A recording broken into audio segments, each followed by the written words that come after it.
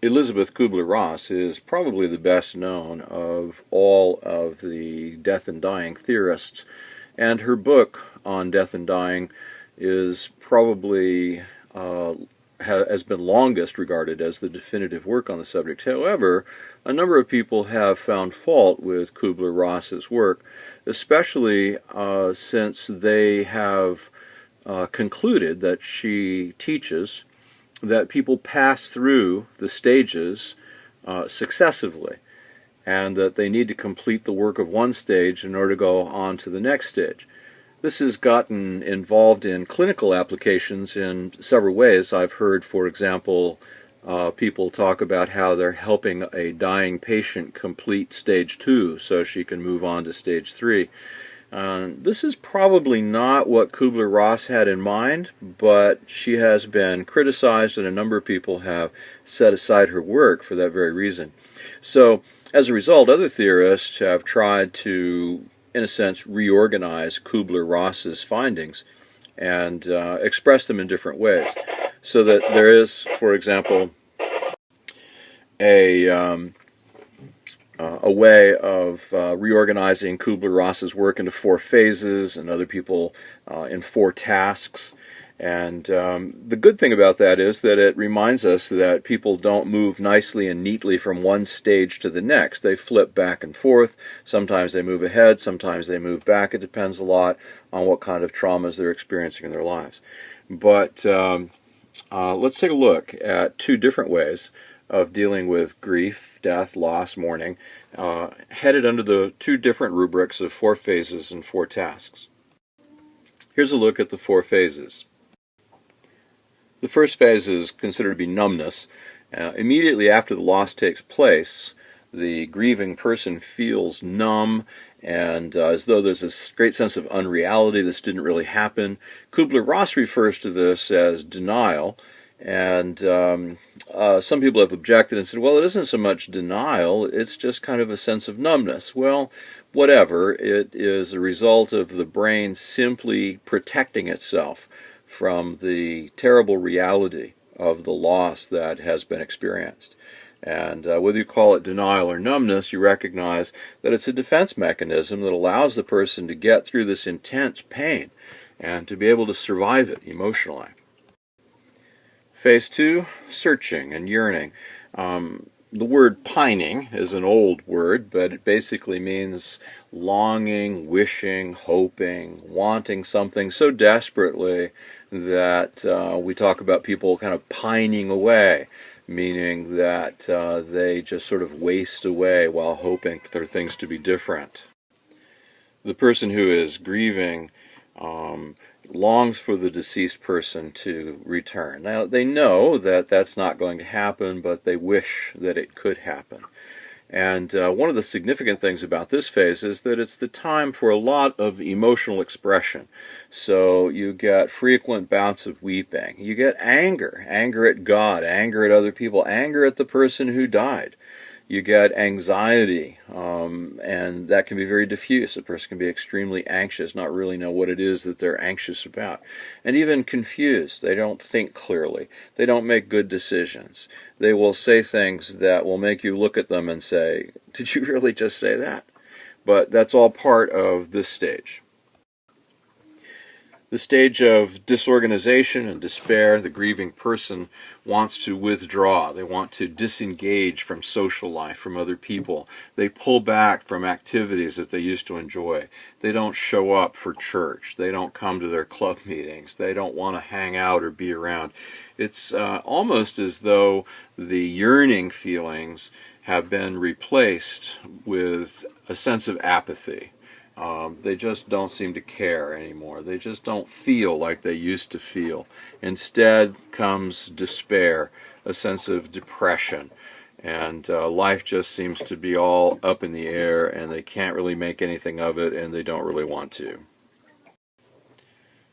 The final phase, referred to as reorganization and recovery, is the point where the person who's grieving actually starts returning to normal. However, it's not the same normal that it used to be. It's a new normal.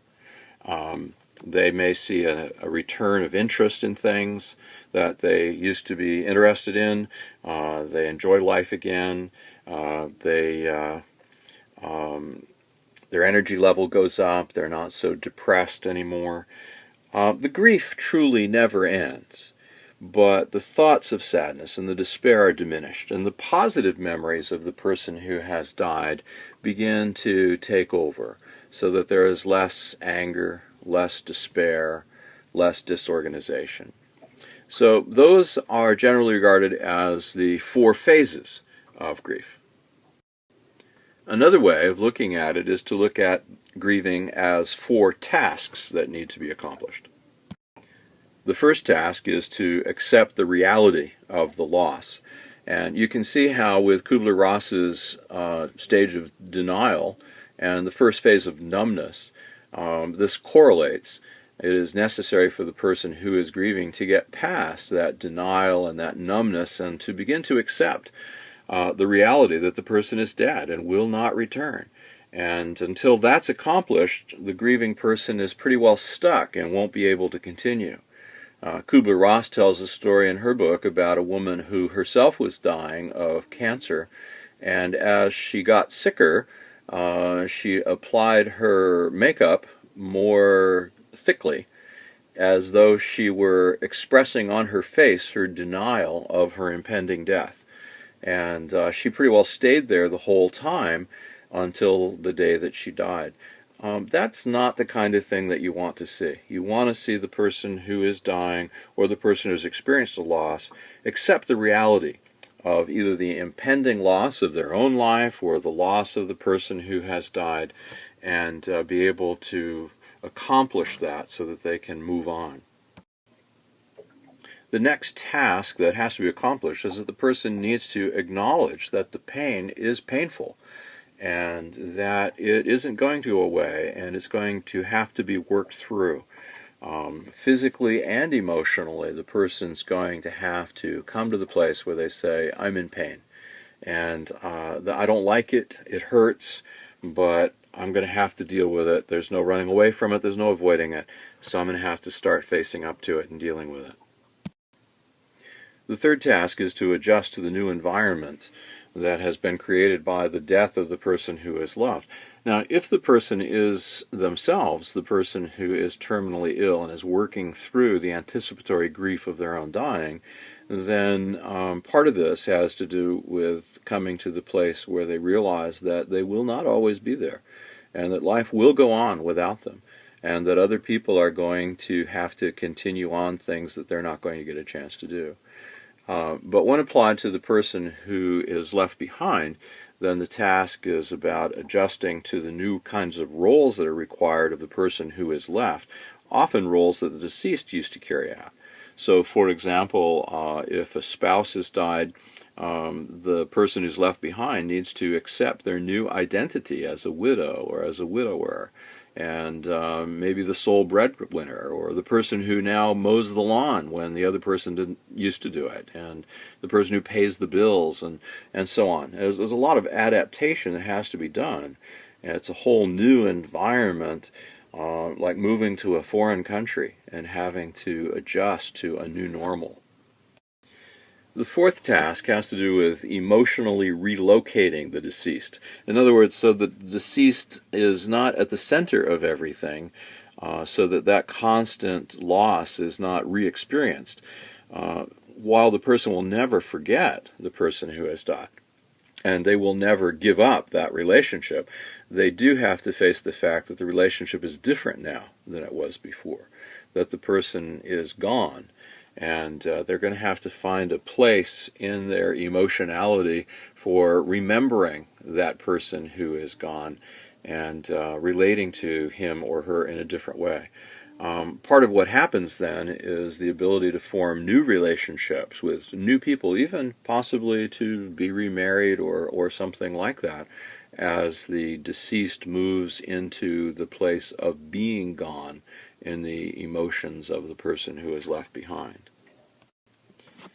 So in summary, we have Elizabeth Kubler-Ross's 5 stages of grief, and We have the 4 phases of grieving that people work through, and the 4 tasks that need to be accomplished before someone can truly be said to have finished their grief work.